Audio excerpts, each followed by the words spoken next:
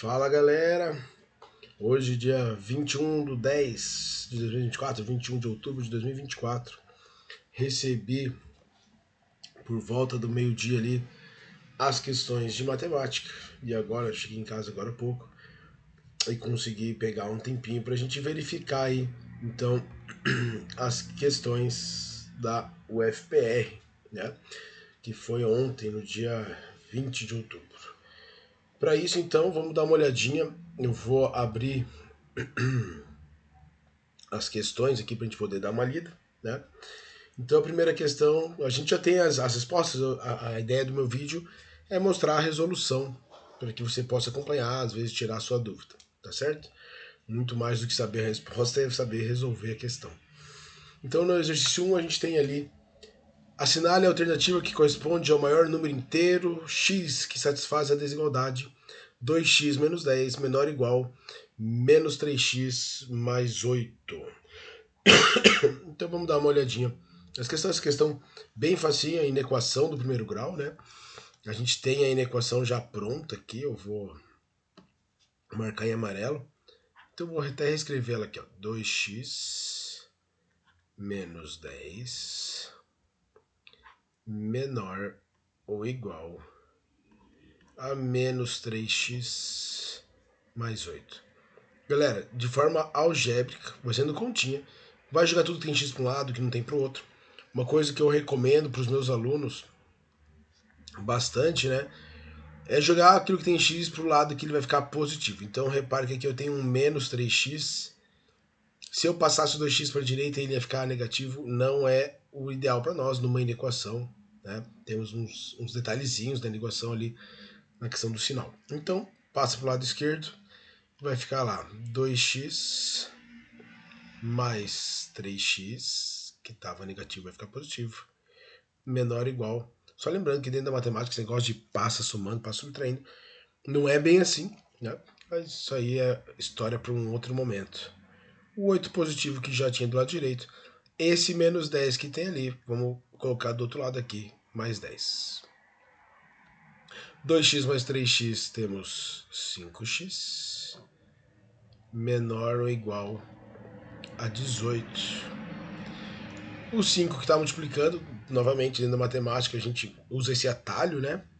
A gente vai ter que x é menor ou igual a 18 quintos. Que em decimal, se a gente fosse escrever essa fração em decimal, 18 quintos é a mesma coisa que 3,6, desculpa.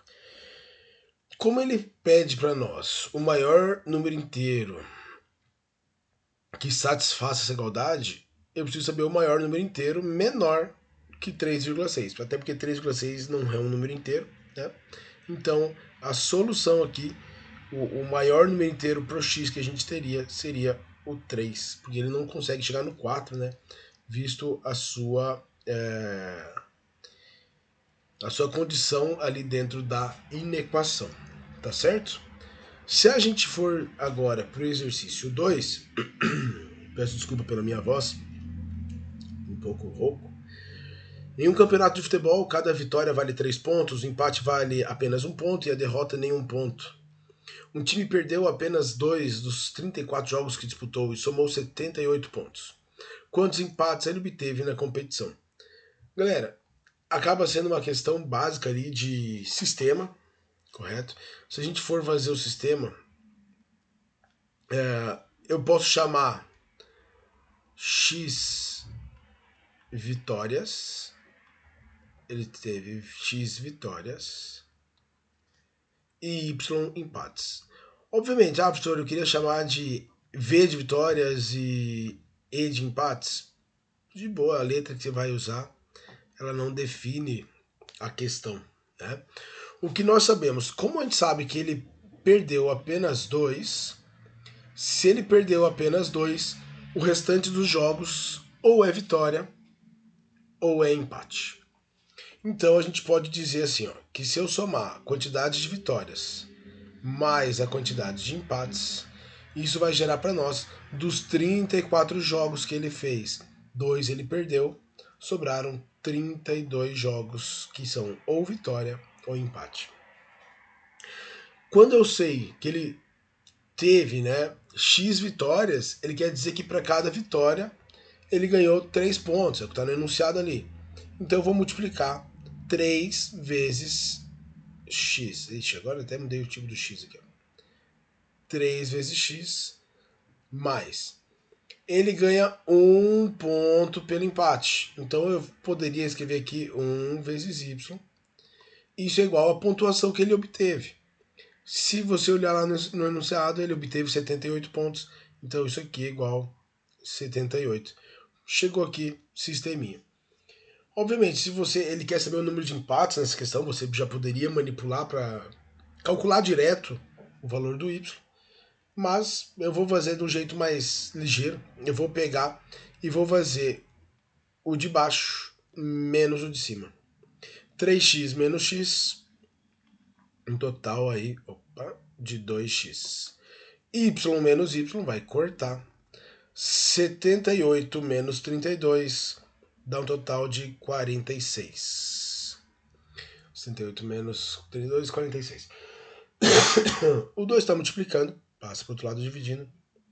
Temos então que x é igual a 46 divididos por 2, gerando um total de 23 vitórias. Ficou um pouquinho embaixo aqui, eu vou puxar para o lado para evitar que você fique sem enxergar o 23 ali, tá? Para continuar, ele não quer saber o número de vitórias, ele quer saber o número de empates. Daqui a gente sabe que eu tenho 23 vitórias mais y empates igual a 32. Y igual a 32 menos 23, gerando um total de 9 empates. Tá? Novamente uma questão, eu acho que bem tranquilinha. Eu acho que não tinha dificuldade nem na montagem do sistema e nem na resolução desse sistema, certo? Agora a gente vai ter aqui exercício 3, diz o seguinte: no plano cartesiano, considere os pontos P igual 2 alfa e 0 e Q, alfa mais 1 e alfa menos 1, sendo alfa um número real positivo. Sabendo que a distância entre P e Q é igual a raiz de 8 centímetros, assinale a alternativa que corresponde ao valor de alfa. A gente tem aqui uma questão quase que de forma direta de distância entre dois pontos.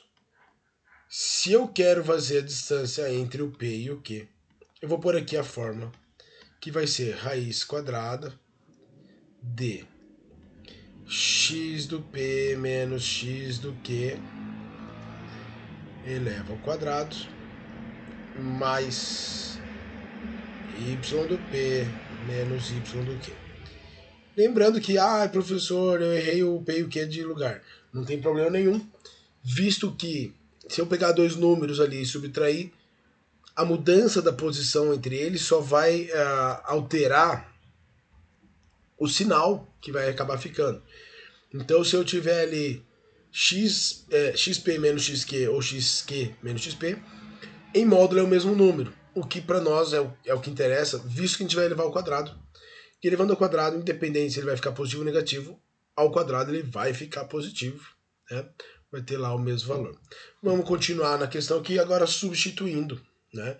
Então, a distância é igual, vou colocar aqui raiz quadrada grandona, e vamos colocar os valores ali.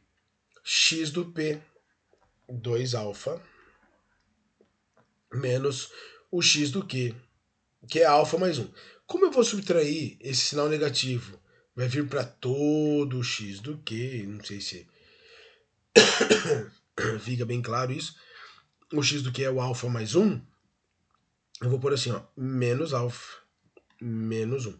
Porque eu estou elevando, estou subtraindo todo o valor do x, tá? Mais, e aí aqui no lugar do y vamos pôr 0. E agora menos o y do Q vai ficar menos alfa mais 1. Isso aqui é o quadrado. Certo? Só vamos tentar deixar um pouquinho mais bonitinho isso aqui.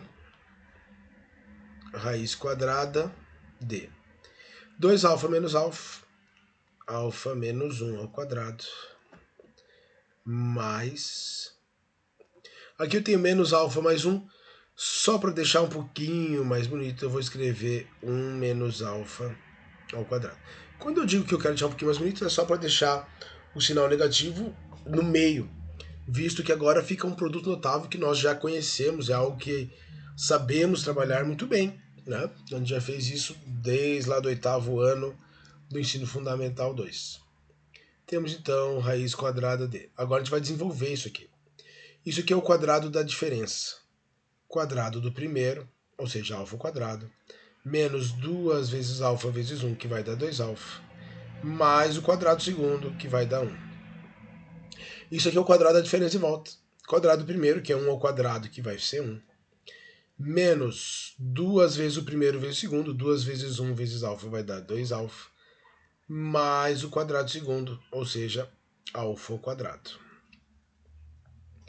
Juntando o que dá para juntar, temos aqui alfa ao quadrado mais alfa ao quadrado, 2 alfa ao quadrado. Menos 2 alfa menos 2 alfa, menos 4 alfa. 1 mais 1, 2. Isso é o que a gente consegue modelar, né, por aqueles pontos que ele deu para nós no enunciado. A partir daqui, eu vou até mudar um pouquinho a cor da escrita, ele já disse para nós que a distância vale raiz de 8 centímetros. Então eu posso igualar isso aqui, a raiz de 8, visto que ele já tinha falado no enunciado. Dito isto, a gente tem os dois lados ao quadrado, os dois lados com raiz quadrada. Posso elevar os dois lados ao quadrado. Elevando os dois lados ao quadrado, desaparece para a nossa raiz. E ficaria que 2 alfa quadrado menos 4 alfa mais 2 é igual a 8. Esse 8 positivo, vou passar para o outro lado negativo, o que vai nos gerar a escrita 2 alfa ao quadrado menos 4 alfa. Tá mais 2. Vem o 8 para o negativo, 2 menos 8. Menos 6, isso igual a 0. E chegamos aqui numa equação de segundo grau. Eu já poderia usar a soma e produto ali direto, ou fazer Bhaskara direto. Eu vou apenas reescrever essa equação, porque eu posso simplificar, eu posso dividir tudo por 2, né? E vai ficar um pouquinho um número mais bonitinho, vamos chamar assim. Então, alfa ao quadrado menos 2 alfa menos 3 igual a 0. Posso fazer por Bhaskara, ou simplesmente falar, olha, a soma de dois números que vai dar 2 e o produto que vai dar menos 3. Existem dois números que estão envolvidos nessa conta, né? Eu vou chamar aqui de alfa 1 e de alfa 2. Sabemos que um vai ser positivo e outro negativo. Por quê? Porque o produto é negativo. Como ele disse para nós ali que alfa é um número real positivo, é a raiz positiva que vai nos interessar, tá? Então, as raízes vão ser 3 e menos 1, os valores de alfa possíveis. Como alfa é positivo, elimina o negativo, fica ali com alfa 1 igual a 3, conforme está o gabarito da federal. Tá joia? Próximo exercício, esse exercício bem rapidinho de ser resolvido. Um quadrado Q e um retângulo R possuem cada um uma área de 25 centímetros. Eu já vou fazer aqui o esboço de um quadrado. Peço desculpa se não vai ficar perfeito, mas construção para a gente compreender. Vamos chamar isso aqui de quadrado. Se o lado do quadrado vale Q, aqui também vale Q, a área do quadrado, que é o quadrado, é igual a 25. Daqui o Q, que é o lado do quadrado, vale raiz de 25. Raiz de 25 e o lado do quadrado vale 5. Essa é uma informação que ele nos deu, né, de forma praticamente direta. Então a gente consegue extrair essa informação só de ler o enunciado. Aí ele diz o seguinte: o comprimento de um dos lados do retângulo R é igual a metade do comprimento do lado do quadrado. Em outras palavras, eu vou fazer aqui uma figura. Finjamos que seja um retângulo. Se isso aqui fosse um retângulo, eu vou chamar aqui R. tá? Ele fala que esse lado é metade do comprimento quadrado. Ou seja, é igual a 5 sobre 2. Em outras palavras, 2,5. Se eu chamar aqui, eu vou chamar de L. Ele fala qual é a medida em centímetro do lado de maior comprimento, o L, sabendo que ele tem essa área. Como ele diz que tem a mesma área do quadrado, L vezes 2,5 tem que ser igual a 25. L é igual a 25 divididos por 2,5, que é igual a 10. Opa, coloquei uma vírgula onde não existe. Peço perdão. Vamos apagar essa vírgula aqui e tá lá. Então, quanto vale o lado? 10. Como ele deu centímetros quadrados, né? Seria centímetros ali, apesar de ele não pedir a unidade de medida. Tá joia? Próxima questão, questão 5. O gráfico da função f de x igual a x ao quadrado mais bx mais c intersecta o eixo x nos pontos x igual a menos 1 e x igual a 3. Determine o valor de b mais c. Deixa eu falar uma coisa para vocês. Essa questão ela tem mais de uma forma de resolver. Tá? Eu posso fazer pela forma canônica de uma função de segundo grau. A forma canônica de uma função de segundo grau, eu vou até escrever ela aqui, seria f de x igual a vezes x menos 1. Opa. X menos x1, desculpe. Nossa, vamos apagar isso aqui pra não ficar vergonhoso. Peraí. Vamos colocar aqui. X menos x1 vezes x menos x2. Onde x1 e x2 são as raízes. O que são as raízes, né? Os zeros da função. É onde vai intersectar o eixo x. E aí ele já nos deu esses pontos aqui. Então eu poderia mudar o x1 por menos 1, o x2 por 3 e resolver, porque essa forma canônica ela tem que ser escrita dessa forma. A hora que você olha o a, o coeficiente junto do x ao quadrado aqui, é 1. Você já sabe que aqui vale 1. Faz a distributiva, fechou. Resolve essa questão de uma forma extremamente rápida. Só que eu vou resolver de uma outra forma, tá? Como a gente sabe que a função, o gráfico corta o eixo x no x igual a menos 1 e x igual a 3, sabemos que o f de menos 1 tem que ser 0. Porque quando o x vale menos 1, o y vale 0. Substituindo ali na função, vai ficar menos 1 ao quadrado mais b vezes menos 1 mais c. Isso é igual a 0. B vezes menos 1 dá menos b, mais c. Esse menos 1 ao quadrado vai dar 1 positivo. Passa para o outro lado, negativo. Então, menos b mais c, menos 1. Aqui a gente sabe a diferença entre os dois já, né? Já dá para ter uma ideia. Se eu colocar o f de 3 vai ser igual a 3 ao quadrado mais b vezes 3 mais c, e isso também tem que ser igual a 0. Daqui temos que 3b mais c é igual a... Esse 3 ao quadrado dá 9, passa para o outro lado, menos 9. Repare que eu tenho duas equações com duas incógnitas. Então, essa primeira e essa segunda. Minha sugestão, eu vou trocar o sinal dessa primeira e vou reescrever, ficando b menos c igual a 1. E vou repetir a de baixo. 3b mais c é igual a menos 9. Temos um sistema para resolver. Somei em cima e embaixo. B mais 3b, 4b. Corta o menos c com mais c. É igual a menos 8. Daqui o b vale menos 2. Descobrimos o b. Se eu substituir em qualquer uma dessas linhas, ou até mesmo nessa primeira, eu consigo calcular o valor do c, certo? Então vai ficar menos 2 menos c igual a 1. Tá menos c, posso passar para o outro lado, ou passar o menos 2 para o outro lado e depois trocar o sinal. Então, menos c é igual a 1 mais 2, que seria o 3. Se menos c é igual a 3, c é igual a menos 3. descobriu B e descobriu C. O que o exercício está pedindo de nós é o B mais C. Em outras palavras, menos 2 mais o menos 3. Menos 2 com menos 3, menos 5. É a resposta dessa questão aí. Certinho? Próxima questão. Uma questãozinha de análise combinatória, né? 3 amigos vão viajar em um carro que possui 5 lugares. Durante a viagem, eles vão mudar de lugares, de modo que cada um ocupará por vez apenas um lugar no veículo. Como o lugar do condutor deve ser necessariamente ocupado, e sabendo que eles vão se revezar na condução do carro durante a viagem, quantas configurações são possíveis? Um detalhezinho que nós temos, eu vou colocar aqui um desenho tentando representar um carro.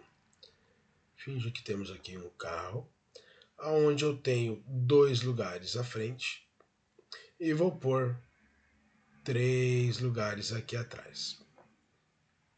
Já é? Vou colocar aqui um volantezinho para dizer que esse aqui é o do motorista. Com essa figura que está aí na ponta, a gente consegue colocar as 5 posições, correto? Essas posições, elas já tem algo determinado. Por exemplo, o texto está dizendo, né, que obrigatoriamente ou necessariamente a gente tem que ter um motorista, um condutor. Então, obrigatoriamente a gente vai ocupar esse lugar aqui, ó. Esse lugar tem que estar ocupado. Então a primeira pergunta que a gente tem é: de quantas formas diferentes a gente consegue ocupar essa posição? Essa posição, como são 3 amigos que vão viajar, eu tenho 3 possibilidades. Ah, eles vão se revezar durante a viagem. Ok, então tenho 3 possibilidades de qualquer forma. Considerando que eu coloquei um motorista, sobraram 2 outras pessoas para 1, 2, 3, 4 posições. E agora a gente precisa tentar compreender como é que a gente pode preencher essas posições ali, tá? Vamos lá. Primeiro, eu não vou preencher todas as posições, então a gente não vai usar todos os locais. A gente precisa escolher 2 lugares daqueles 4. Já sabemos que, teoricamente, ou é arranjo ou é combinação, pela necessidade de a gente escolher uma parte, né, do grupo que a gente tem. Faz diferença, como são 3 amigos, vamos chamar de André, Bruno e Carlos. Se o André estiver dirigindo, eu preciso colocar o Bruno e o Carlos em lugares diferentes para eles sentarem, né? Como ele fala ali, ó, sobre configurações possíveis, a gente tem que considerar que se eu mudar o Bruno e o Carlos de lugar, entre eles, a posição entre eles, vai acabar mudando essa configuração. Então é como se eu dissesse isso aqui, ó, só para mostrar para você. Se eu pegar e colocar, vamos colocar aqui, ó. Vamos colocar o Bruno aqui e o Carlos aqui. Se o Carlos vier para o banco de trás, é uma nova configuração. Isso quer dizer que a ordem importa, né? Então, para eu calcular só as posições dos passageiros e não do motorista, eu preciso calcular aquilo que nós chamamos de arranjo, onde eu tenho 4 posições para escolher 2. Se eu colocar aqui, então vai ficar 4 fatorial sobre 4 menos 2 fatorial. 4 vezes 3 vezes 2 fatorial, se eu quiser mostrar todos os passos. 4 menos 2, 2 fatorial, onde eu posso cortar o 2 fatorial com 2 fatorial. 4 vezes 3, 12. Eu tenho 12 possibilidades para que 2 dos amigos fiquem em configurações diferentes como passageiro. Só que eu tenho 12 possibilidades quando o André for motorista, 12 possibilidades quando o Bruno for motorista e 12 possibilidades quando o Carlos for motorista. Porque eu tenho essas 3 possibilidades de motorista ali. Então, a conta final ficaria 3 vezes 12, que é igual a 36 configurações no total, né? 12 para cada motorista diferente que a gente teria ali. Tá certo? Vamos para a próxima questão, questão 7, uma questãozinha de função composta que a gente tem ali, né? Sejam as funções f de x igual a 2x, 2 elevado a x, g de x igual a 4x e h de x igual a log de x na base 8. A função composta u, então primeira coisa eu vou reescrever essa função u, que ele chamou ali, né? Quando ele coloca h, g de f, na verdade ele está fazendo isso aqui, ó. H de g de f de x. É isso que ele está escrevendo para nós ali.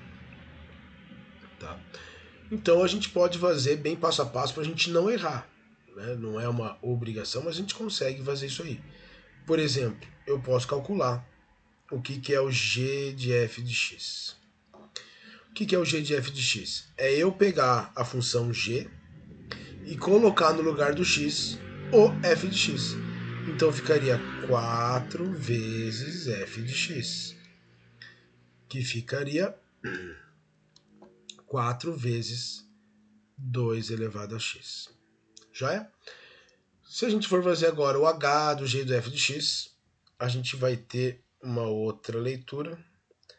H de g de f de x vai ser igual, eu vou até reescrever assim, ó, h de 4 vezes 2 elevado a x. Porque é quem eu vou pôr no lugar do x na função h de x que está aqui em cima. Aqui, ó. Então, ficaria h... Eu vou pôr até na nomenclatura que ele colocou ali, né? H de g de f de x. H de o f. Vai ficar o quê? Log de 4 vezes 2 elevado a x na base 8.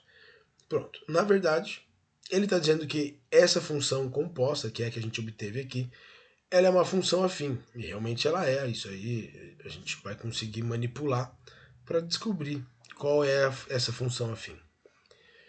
E aí ele pede dessa função afim quem é o coeficiente angular dessa função. Para isso a gente vai usar um pouquinho de propriedade de logaritmo. Né? Primeira propriedade, eu tenho aqui um produto no logaritmando. Posso transformar isso numa soma.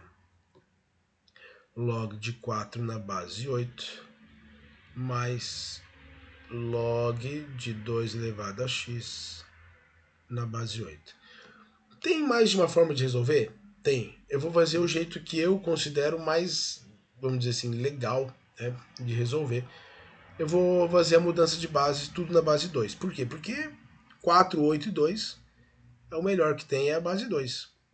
Então eu colocaria log de 4 na base 2 divididos por log de 8 na base 2. Mas tenho aqui um expoente no logaritmando. Ele vem aqui para frente multiplicando. Então vai ficar x vezes.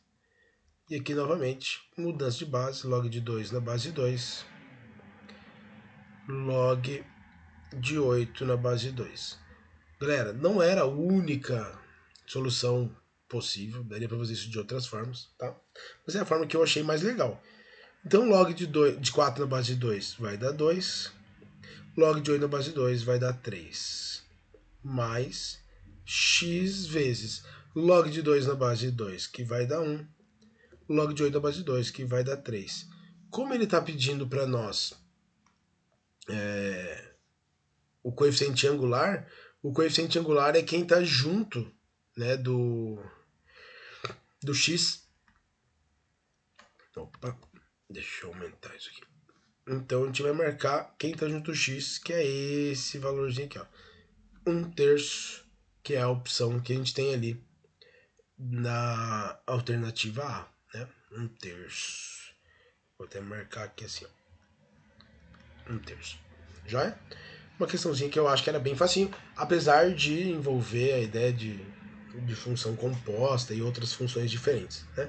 Inclusive, quem veio conversar comigo sobre a prova, foi uma das minhas dos meus palpites foi exatamente essa questão da função logaritmo. Temos aí uma questão de trigonometria, chegamos na questão 8. Sabendo que seno de x é igual a 3 quintos, assinale a alternativa que corresponde ao valor de cosseno de 2x.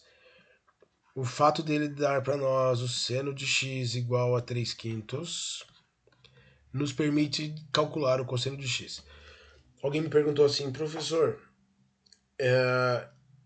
ele não disse qual quadrante que é, porque daí o cosseno pode ser positivo ou negativo, né? A gente não sabe se está no primeiro quadrante ou no segundo quadrante. Como ele pediu para nós o cosseno de 2x, e aí a primeira coisa que teria que vir na tua cabeça, né? Cosseno de 2x é um arco duplo, cossa, cossa, senta, senta. Então a gente não precisa, porque daí o cosseno vai ficar ao quadrado, vai ficar positivo, e o seno também vai ficar ao quadrado, independente de ser positivo ou negativo. Então a gente usaria a relação fundamental da trigonometria, seno quadrado mais cosseno quadrado é igual a 1, para poder calcular o cosseno, tá? Então eu vou escrever aqui, ó, seno ao quadrado de x mais cosseno ao quadrado de x é igual a 1. Eu vou fazer uma observação que é válida num vestibular, num concurso, né? Por exemplo, ele falou para nós que seno de x é igual a 3 quintos. Ele basicamente está falando para nós que o cateto, um dos catetos, né, o cateto oposto ao ângulo x ali no caso, ele é um múltiplo de 3 e a hipotenusa é um múltiplo de 5. E quando eu faço essa leitura, tem um cateto que é 3 alguma coisa, 3y, 3h, 3 o que for, e a hipotenusa é 5y, 5h, o que for, é o principal triângulo que a gente tem do triângulo retângulo, né? E então a gente poderia direto dizer que o cosseno de x, já que um cateto é 3 para a hipotenusa 5, o outro cateto tem que ser 4. Então a gente tem 4 quintos. Tá? Obviamente, se você não lembrasse do 3, 4, 5, a relação fundamental resolve de boa essa questão, essa parte da questão aí. Tá? Dito isto, quando ele pede para nós ali cosseno de 2x, isso aqui é cosseno ao quadrado de x menos seno ao quadrado de x, certo? Cosseno ao quadrado de x, a gente tem aqui 4 quintos, então vai ficar 16/25 avos, menos seno ao quadrado de x, 3 quintos, 3 ao quadrado vai dar 9, 5 ao quadrado vai dar 25, 16 menos 9, que vai dar 7, e repete o denominador, 25 avos. Esse é o valor que nós temos para o cosseno de 2x. Já é? E chegamos na última questão. Essa última questão foi a primeira que foi mencionada ontem para mim, quando mandaram mensagem nos grupos, né? Mais de um aluno citando essa mesma questão. Eu achei uma questão bem legalzinha, bem interessante, mas ela remete a muito que era feito antes lá na Federal, né? Eu já vi essa questão de outras formas em outros lugares também. Duas circunferências com raio de 1 centímetro e 3 centímetros são tangentes no ponto P. Então esse ponto aqui é um ponto de tangência, né? Conforme a figura ao lado. A reta R tangencia as duas circunferências dos pontos A e B. Assinale a alternativa que corresponde à distância em centímetros entre os pontos A e B. O que eu vou fazer aqui? Tá? Eu vou fazer alguns micros detalhes. Eu vou juntar esses dois centros, porque juntando esses dois centros eu posso dizer que aqui vale 1 e aqui vale 3. Ou seja, a distância entre os centros vale 4, visto que esses pontos, eles são... Esse ponto P é ponto de tangência, essa circunferência ela se toca, né? Se eu juntar o ponto A com o centro dessa circunferência e o ponto B com o centro da outra circunferência, a gente também pode dizer que aqui vale 1 e tudo aqui vale 3. E um detalhe é que quando eu ligo o raio no ponto de tangência, a gente pode dizer que aqui vale 90 graus e aqui também vale 90 graus. Teve um aluno meu que chegou bem nessa parte da resolução, conseguiu chegar nessa parte. O detalhezinho que a gente teria aqui eu vou pegar o centro aqui da circunferência e eu vou traçar uma paralela àquela reta ali de cima, a reta R que ele chamou, né? Porque quando eu traçar uma paralela àquela reta R ali, olha só o que acontece. Essa medida que vale 1, aqui obrigatoriamente também vale 1. Por quê? Porque vai gerar um retângulo, né? Se é paralelo, ângulos de 90 graus, ângulos de 90 graus.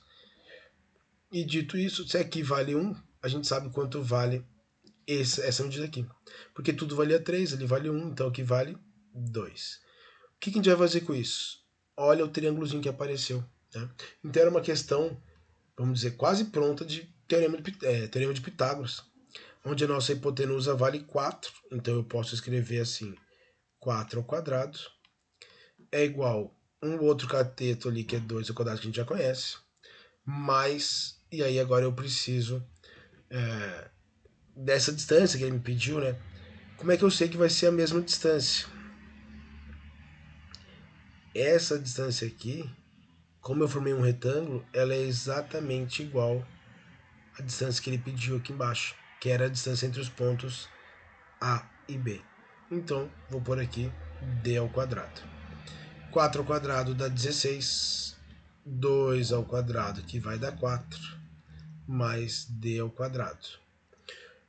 4 está positivo, passa para o outro lado negativo, daqui a gente sabe que d ao quadrado é igual a 16 menos 4, que vai dar 12. Dito isto, d é igual a raiz quadrada de 12. Tirando a raiz, 2 raiz de 3, como a gente já sabia a resposta ali, tendo as alternativas. Tá certo? O que a gente pode falar um pouquinho sobre a UFPR no quesito de vestibular como um todo? Uma prova extremamente mais fácil comparado com os 2 últimos anos, né? Acredito eu que um pouco pela mudança ali do novo ensino médio, o que tende a elevar um pouquinho ali a nota de corte, a meu ver, tá? Mas vamos ter que aguardar para verificar como é que foi a grande maioria dentro dessa prova aí. Espero que todos tenham ido bem e qualquer coisa estamos aí pelas redes ou pelos colégios, tá bom? Grande abraço, até o próximo.